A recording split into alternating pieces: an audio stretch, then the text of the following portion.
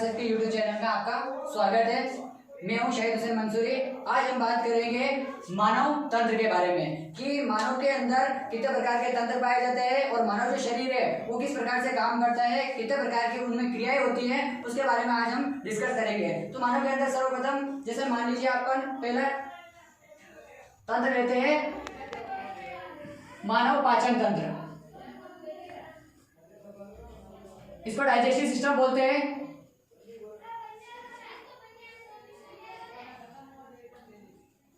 दूसरा इसमें आता है उत्सर्जन तंत्र, जिसको एक्सेलरेटरी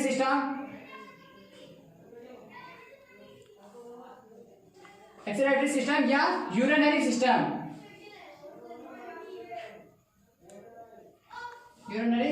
कहा जाता है। देन इसमें तीसरा आ रहा है, मानव के अंदर तीसरा तंत्र है श्वसन तंत्र।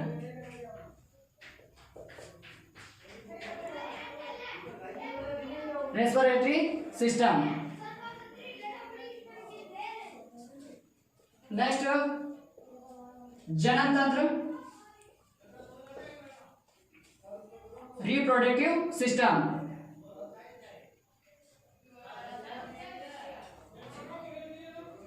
रिप्रोडक्टिव सिस्टम, ये जो जनन तंत्र होता है ये मुख्य रूप से नर व मादा दोनों में अलग अलग पाया जाता है।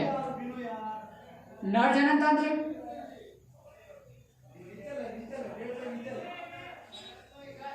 दूसरा इसमें मादा जनन तंत्र, यानी कि मेल रिप्रोडक्टिव सिस्टम और फीमेल रिप्रोडक्टिव सिस्टम। नेक्स्ट इसमें आ रहा है रक्त परिसंचरण तंत्र।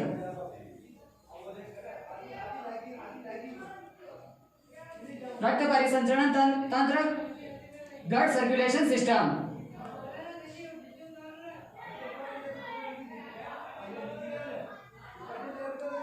Blood circulation system. और छठा इसमें आ रहा है तंत्रिका तंत्र,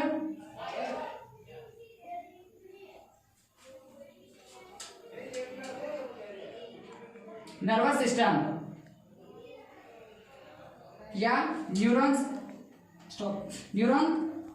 और एक इसमें सिस्टम है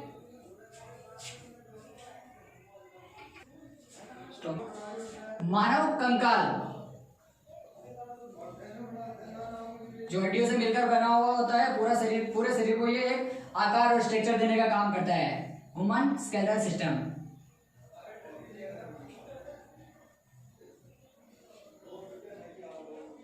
और भी विभिन्न प्रकार के सिस्टम्स होते हैं, बट मेनली ये पाए जाते हैं हमारे शरीर के अंदर, ताकि शरीर पूर्ण रूप से सुचारू रूप से कार्य कर पाए। तो आज हम बात करेंगे मानव पाचन तंत्र की, कि जो मनुष्य का जो शरीर होता है या मनुष्य जो भी भोजन करता है वो किस प्रकार से पचता है, उसके बारे में। पाचन तंत्र के बारे में अपना डायग्राम बना लिया। लेकिन सबसे पहले क्या होगा, पाचन तंत्र। सबसे पहले पाचन किसे कहते हैं, यानी कि मनुष्य के शरीर में होने वाली जो अपापची क्रिया होती है, यानी हम जो खाना खाते हैं वो जो शरीर में पचता है ना, मतलब अपापची क्रिया, उसको हम क्या कहेंगे, पाचन कहेंगे। और जो पाचन करने के लिए यानी ऐसे ऑर्गन्स होंगे या ऐसे अंग होंगे जो पाचन करने में सहायता करते हैं, यानी अंगों का ऐसा समूह जो पाचन क्रिया करवाने में क्या करेंगे, वो सहायता करेंगे, उसे हम क्या कहेंगे, पाचन तंत्र। यानी कि देखिए अंगों का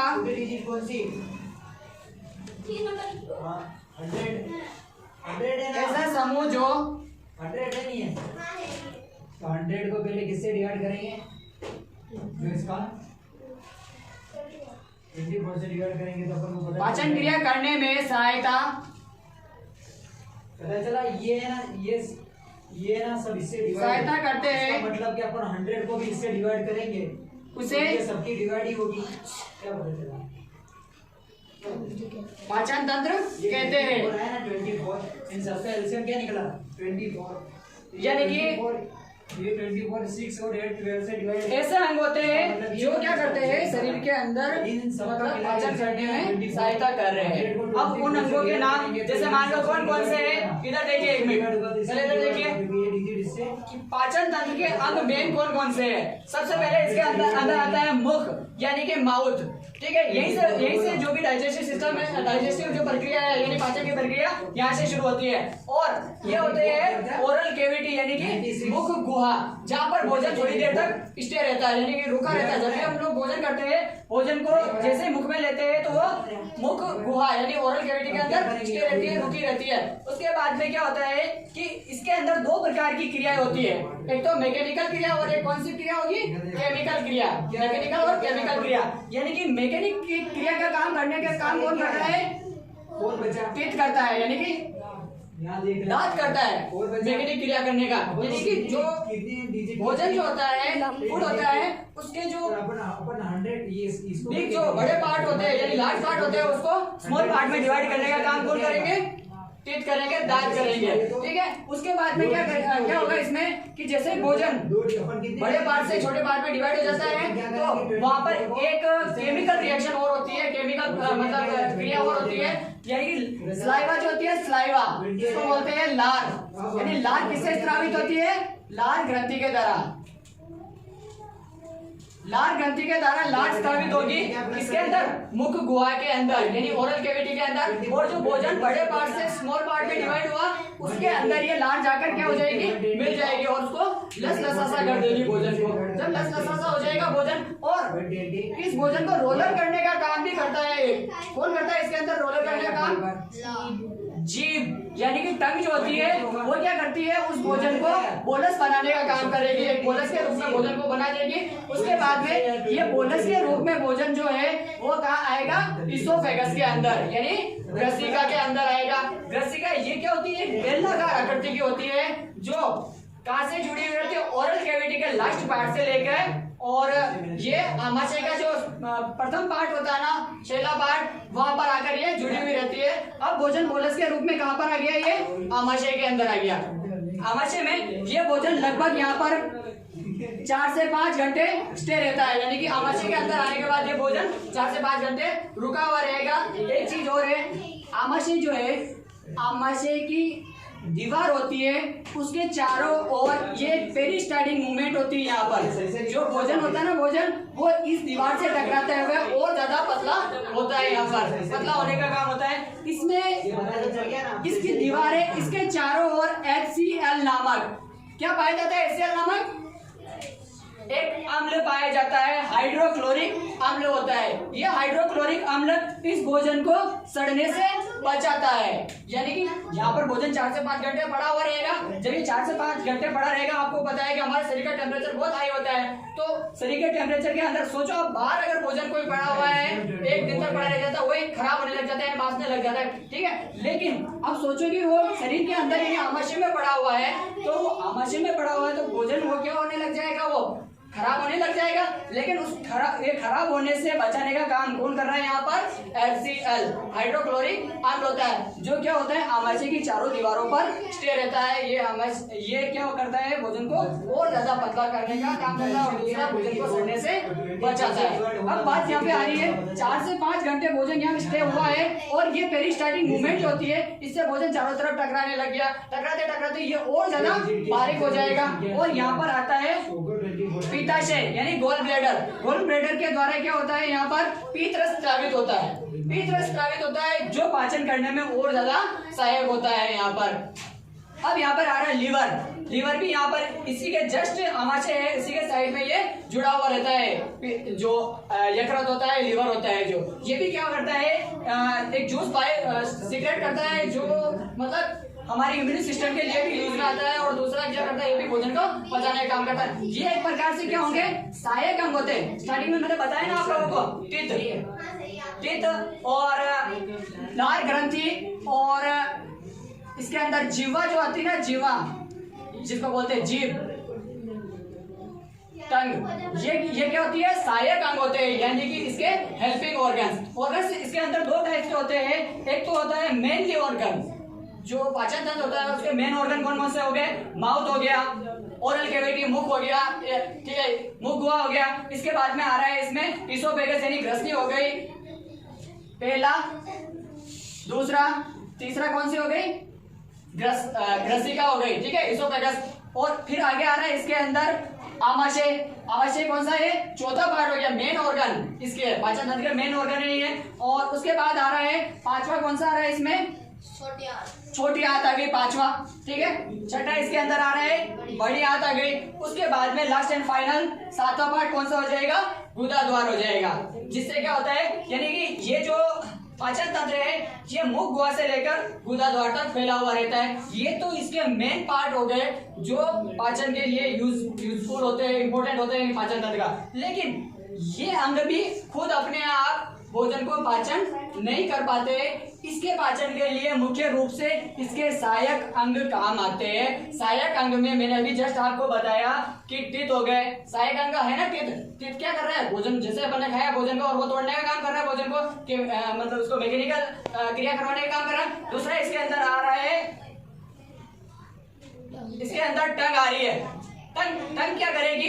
जो अपन ने भोजन को छोटे पार्ट्स में डिवाइड किया ना, उस भोजन को वो डिवाइड, मतलब उसको रोलर के रूप में बनाना या उथल पुथल करने का काम करेगी। और उसके अंदर सलाइवा भी मिल जाएगी तो भोजन और लसलसा आ जाएगा। और लसलसा होने के बाद में वो भोजन ओरल कैविटी से डायरेक्ट इसोफेगस की सहायता से आमाशय में आ जाएगा। और आमाशय की मैंने प्रोसेस बता दी कि कितनी देर भोजन रुका हुआ रहता है और क्या काम करता है क्या नहीं। ये आमाशय ध्यान रखना, एक डोम शेप की आकृति का होता है। ये क्या होता है? ऊपर से थोड़ा सा उभरा हुआ रहता है और नीचे से थोड़ा सकरा रहता है ये, ठीक है। अब बात यहाँ पे आ रही है, अपन ने सब कुछ बात कर ली कि भोजन इस तरह से यहाँ पर पचित होगा। पेरिस्टाल्टिक मूवमेंट ये तो बता दिए ना, पता चल गया ना आपको कि भोजन ऐसे ऐसे टकराएगा। आप खुद देख लो, अगर अपन किसी फिसल पेटी में, फिसल पेटी जो होती है ना, वो फिसल पेटी अगर ऊपर खाबड़ होती है यानी ऊपर नीचे होती है, अगर वहां पर किसी वस्तु को रोज डायरेक्ट डाल रहे हैं, अपन रोज डालते जा रहे हैं तो वो घिसने लग जाएगी वो। फॉर एग्जांपल अपन एक चीज और ले लेते हैं, नदी ले लेते हैं। नदी के अंदर बहुत बार बड़े बड़े जो पत्थर होते हैं वो पत्थर टूटकर अंदर गिर जाते हैं। रेत का निर्माण कैसे होता है? वो बड़े पत्थर टूटते हैं तभी होता है ना। तो बड़े पत्थर रेत में मतलब नदी में जाकर गिरते हैं, फिर वो पानी जो होता है, पानी उसको बहाकर उस पत्थर को आगे से आगे लेता जाता है वो। तो वो उसकी दीवार जो होती है ना, उसकी दीवार, यानी कि ये पत्थर है, ये चारों तरफ दीवार के टकराता जाएगा। एंड में क्या हो जाता है? एक छोटा सा पत्थर बच जाता है। क्यों हो गया वो छोटा सा पत्थर? क्योंकि वो बिल्कुल बारीक होता गया और वो रेत का निर्माण कर देता है, रेत बन जाता है। उसी तरह क्या होता है कि जब भोजन मोलस के रूप में अगर आमाशय के अंदर आया तो ये पेरिस्टाल्टिक मूवमेंट जो होती है, इससे क्या होगा? भोजन आपस में एक दूसरे से टकराता जाएगा और टकराते वो बिल्कुल बारीक हो जाएगा। बारीक हो गया। बारीक होने के बाद में ये भोजन जो है वो किसमें आ जाएगा? ये छोटी आंत के अंदर आ जाएगा, यानी स्मॉल इंटेस्टाइन के अंदर। स्मॉल इंटेस्टाइन के अंदर आने के बाद में और एक चीज और है कि ये जो आमाशय के अंदर जो भोजन पतला होकर आ रहा है ना, बिल्कुल पानी के जैसा, इसको हम लोग क्या कहेंगे? इस प्रोसेस को हम लोग कायम कहेंगे। कायम भोजन जो होता है वो क्या होता है? कायम के रूप में। कायम के रूप में वो छोटी आंत के अंदर आता है। अब छोटी आंत के अंदर भोजन जो है वो क्या होने लग जाएगा? कायम, बिल्कुल बारीक भोजन इसके अंदर आया तो इसके अंदर जो भी पोषक पदार्थ होंगे, जो भी शरीर को जो पोषक पदार्थ न्यूट्रिएंट्स होते हैं, उस न्यूट्रिएंट्स को अवशोषित कर लेगा। अवशोषित करने के बाद में जो इसके द्वारा जो पचित नहीं हो पाया भोजन, यानी कि छोटी आंत के द्वारा जो भी न्यूट्रिएंट्स है वो अवशोषित करके शरीर को दे देगा। और उसके बाद जो पचित नहीं हो पाया वो किसके अंदर आ जाएगा? वो बड़ी आंत के अंदर आ जाएगा। अब बड़ी आंत यानी कि छोटी आंत तेलीय पदार्थ को अवशोषित नहीं कर पाई थी, वो क्या उसने क्या कर दिया? इसको बड़ी आंत को दे दिया। बड़ी आंत में जाने के बाद में भोजन का और ज्यादा अवशोषण होने लग जाएगा, यानी कि जो भोजन जो होता है उसका अवशोषण होने लग जाएगा, ऑब्जर्वेशन होने लग जाएगा, जिससे वो और ज्यादा ठोस होना शुरू हो जाएगा। आगे यहाँ तो कायम के रूप में आया था यहाँ पर, ताकि वो सही से अवशोषित हो सके, सही से ऑब्जर्व हो सके। लेकिन आगे जाने के बाद में ये धीरे धीरे अवशोषित होता ये क्या हो जाएगा? और ज्यादा सॉलिड हो जाएगा। आगे जाने के बाद क्या हो जाएगा?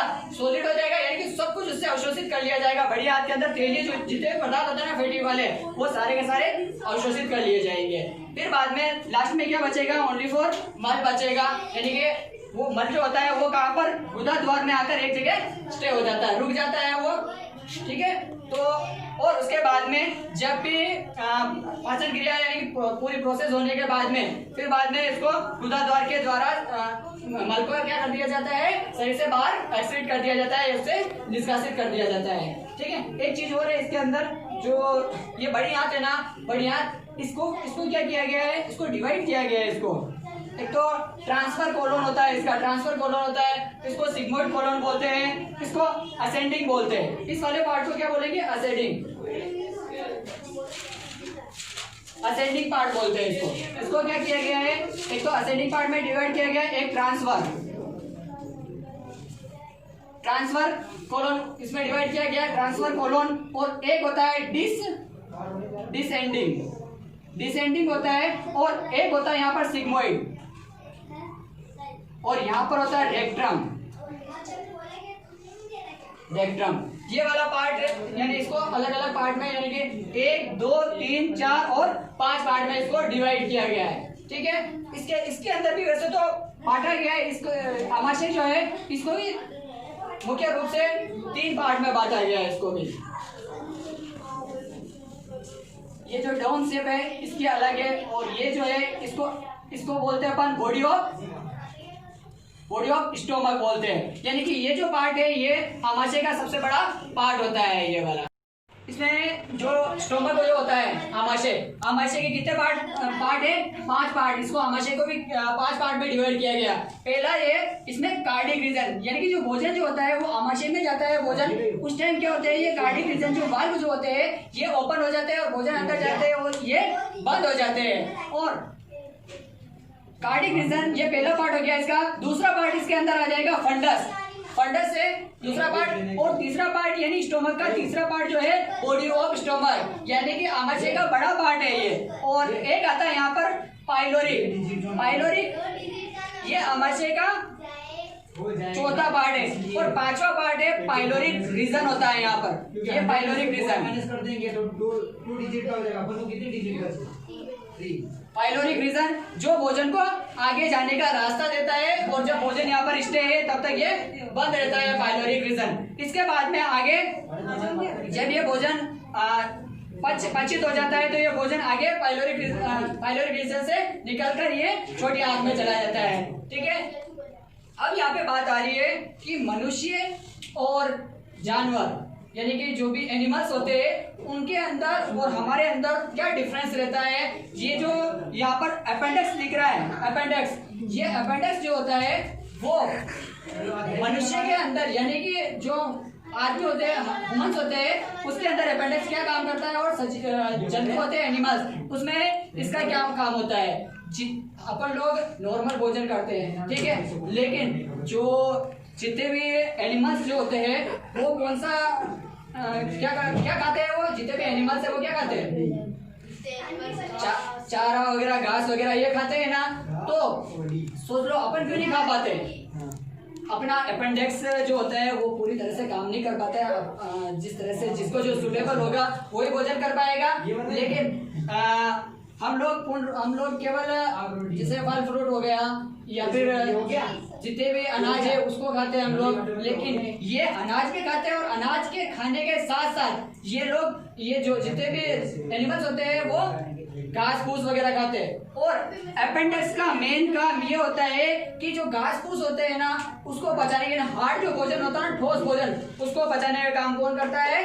अपेंडिक्स करता है। इसके अंदर ये अपेंडिक्स उनके काम आता है, लेकिन ह्यूमंस के अंदर ये अपेंडिक्स किसी काम का नहीं होता है। बहुत बार क्या होता है कि बड़ी आंत के अंदर जो भोजन ट्रांसफर होता है, बड़ी आंत के अंदर से होकर गुजरता है, तो ये जो अपेंडिक्स का जो मुंह है वो खुल जाता है, और छोटा सा कण जो होता है भोजन का वो इसके अंदर चला जाता है। कहते हैं कि अपेंडिक्स दर्द क्यों करता है, अपेंडिक्स का ऑपरेशन क्यों करवाते हैं? कारण यही है कि भोजन का कोई पार्ट इसके अंदर चला जाता है, फिर वो कुछ दिन तक तो प्रॉब्लम नहीं करता, लेकिन जब ये धीरे धीरे फूलने लगता है, कोई भी कण अगर अंदर चला गया, देखा होगा आपने पानी में अगर पानी को डालते हैं अपन तो उस टाइम तो फूलने नहीं लगेगी, लेकिन कुछ समय बाद देखोगे तो थोड़ी सी वो टुकड़ा है थोड़ा सा फूलने लग जाएगा, और टुकड़ा यानी गल के फूलने लग जाएगा। उसी तरह अपेंडिक्स के अंदर जाएगा तो वो भी फूलने लग जाएगा, और फूलने लगेगा तो दूसरी आंतें भी दबने लग जाएगी, और दूसरी आंतें दबेगी तो यहाँ पर जोर से दर्द होने लग जाएगा, मनुष्य के शरीर में दर्द होने लग जाएगा। उसके बाद में ऑपरेशन करवा के, ये एक प्रकार से अनावश्यक होती है, ये जो ट्यूब्स होती है वो अनावश्यक होती है, इसको काट कर अलग कर दिया जाता है। लेकिन जीव जंतु जो होते हैं, एनिमल्स होते हैं, उनके अंदर इसका बहुत ज्यादा उपयोगी होता है। ये भोजन को पचाने का, हार्ड जो भोजन होता है उसको पचाने का काम अपेंडिक्स ही करता है। इसमें चार पाचन तंत्र में एक ग्रंथि और है, बड़ी ग्रंथि है ये भी। वैसे तो ये एक पीले पीले रंग की होती है जो पत्ती के समान होती है और आमाशय के जस्ट नीचे पाई जाती है ये ग्रंथि। ये ग्रंथि क्या करती है, अग्नाशय रस को स्रावित करती है, जो कार्बोहाइड्रेट्स और प्रोटीन्स जो होते हैं उनको अवशोषित करने का काम करती है, उनको पचाने का काम करती है ये। यानी